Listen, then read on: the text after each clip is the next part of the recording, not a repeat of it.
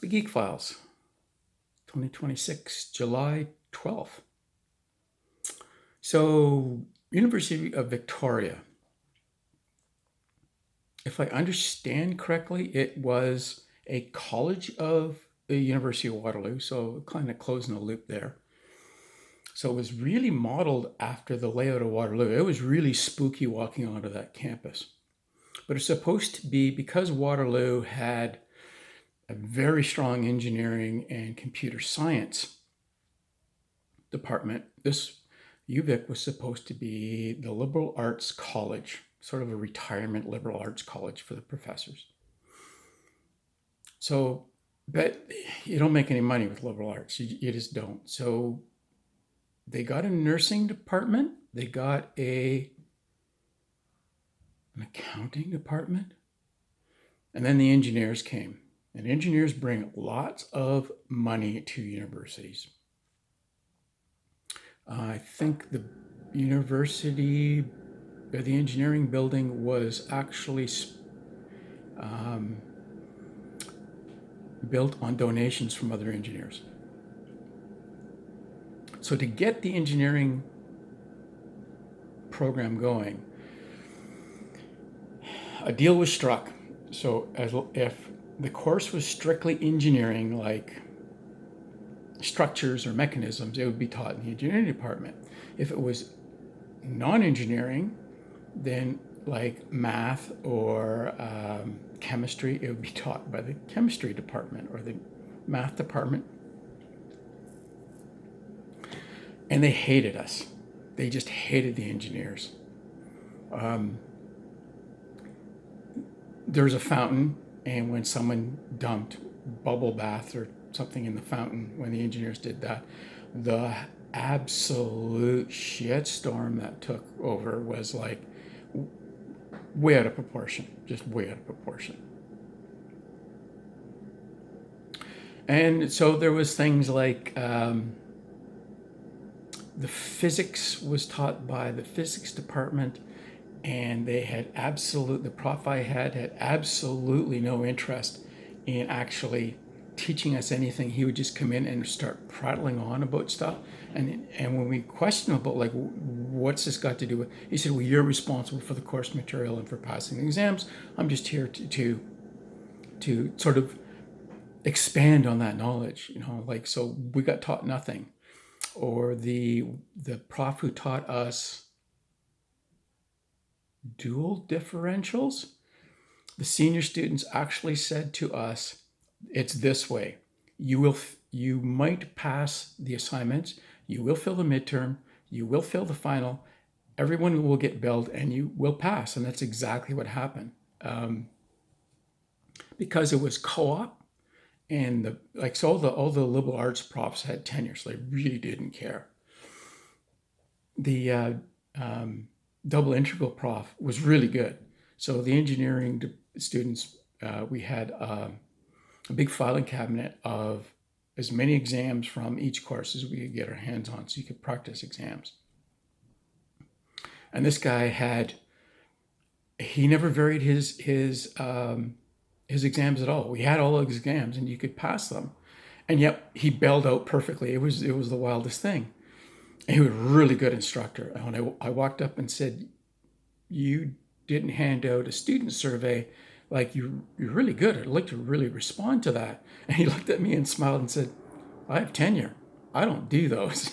And I just laughed. You got to remember, like, some of these profs were only like 10 years older than I was. So that was wild. The profs who didn't want to teach anything in the summer had their grad students teach us, and that was for just a shit show. For statistics, we had a guy who was absolutely not interested in teaching us. He was just walking through. And we all had high-end HP graphing calculators, engineering calculators. And we had all the statistics functions built into the computer, into our handheld calculators. And so in all the tests and midterms and finals, he let us use our calculators, and it was multiple choice. And we looked at him and said, we just have all these functions built in and we can just generate the answer. I said, yeah, I don't care. I don't know if anyone failed that course. Oh, chemistry. The chemistry lab, the the TA for that just absolutely despised us. Now, fortunately, in my Bachelor of Science, my first year was honors. So I had done an honors chemistry. Oh, that really pissed me off too, because the school wasn't going to honor any of my previous courses at University of Waterloo. Even though they were honors, they were like miles above what they were going to teach us.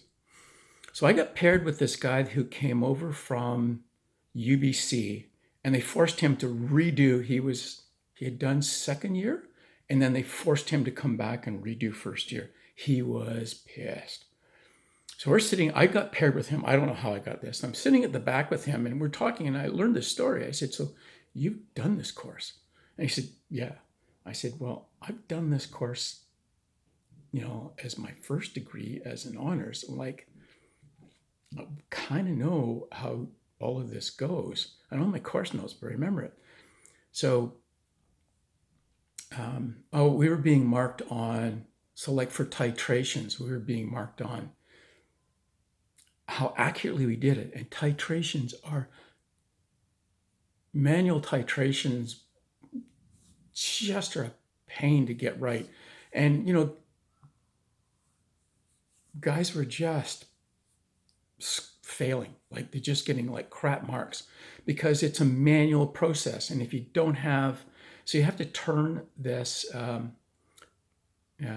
can't remember what the thing is, but it's like a pipette with a little ground glass stopper with a hole in it, and you got to turn it at the right speed to get just enough in it to at exact the right moment to turn the solution one color to a different color, and then read off what it is and then do a bunch of calculations. And it is hard. It is really hard because it's a real manual dexterity thing. It's got nothing to do with the science. It's got nothing to do with the chemistry. It's a manual dexterity thing. So I looked at this guy and said, so you've done this before? And he said, yes. I said, so have I. You want to cook the results? And he said, sure. So we kind of knew what we were expecting. We've done this before. We could back calculate all the things. So we just fudged everything just slightly. So it made it look like we were geniuses. Yeah. Because you had to do you had to do the experiment and record all the things, and then the TA would sign that off, and you had to do your calculations based on that. You couldn't come back and fudge them. So that's what we did, and we did really good in the chemistry class. Yeah. Yeah, but yeah. And then we had, I can't remember, it was another math class, another calculus class. And the instructor was he was young, and a lot of professors, they build up a repertoire of questions they know that work, and then they cycle through them. That's why we have copies of the exams in the engineering students' office, so we can go through and test. But this guy was new, and he didn't.